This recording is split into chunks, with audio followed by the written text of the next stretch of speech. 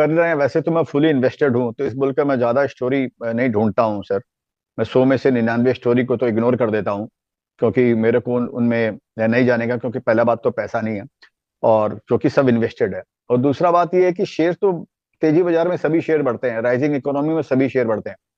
फर्क खाली इतना है कि सर कि आपको उनके अंदर में उसमें अंदर में आप ये समझिए कि हिरन कौन है उसमें, और हाथी कौन है उसके अंदर में, और भालू कौन है और चीता कौन है, तो आपको ये चुनाव करने का है। तो मेरा जो फोकस रहता है वो ये रहता है कि इन सब के अंदर में चीता कौन है, ये निकालने का रहता है। इसी चक्कर में मैं 100 में से 95 99 शेयरों को मैं अवॉइड कर देता हूँ। उनको बारे में खाली पढ़ लेता हूँ, सुन लेता हूँ, और फिर मैं उसमें इन्वेस्टिंग करता हूँ। तो और ये जो चीता चुनना है, ये कोई जरूरी नहीं है कि ये होता ही है, ये संयोग ऐसा है कि हो भी जाता है।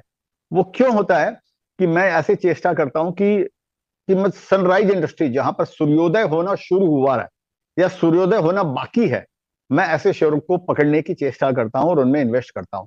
और अगर सिंपल तरीके से अगर मैं आपको समझाना चाहूं, तो आप ये समझिए कि 5:30 बजे जो ट्रेन खुलने वाली है, मैं 5 बजे जाके बैठ जाना चाहता हूँ विंडो सीट के ऊपर में, क्योंकि उसके बाद में भीड़ होना चालू हो जाएगा। तो ये चेष्टा रहती है। उसमें कभी कभी कुछ ऐसा शेयर्स होते हैं जो कभी संयोग से, तकदीर से कभी निकल भी जाते हैं मल्टी बैगर, और कभी कभी होता है नहीं भी निकलते हैं। दोनों ही बातें हैं, ऐसा नहीं है कि सभी निकलते हैं। कोई ऐसे शेयर मेरे पास में जो 5 साल में जीरो रिटर्न है उनका, तो वो आपको एक बुके बनाना पड़ता है 10-15 शेयरों का, इसी बोलकर हम डी रिस्किंग जिसको बोलते हैं वो करते हैं।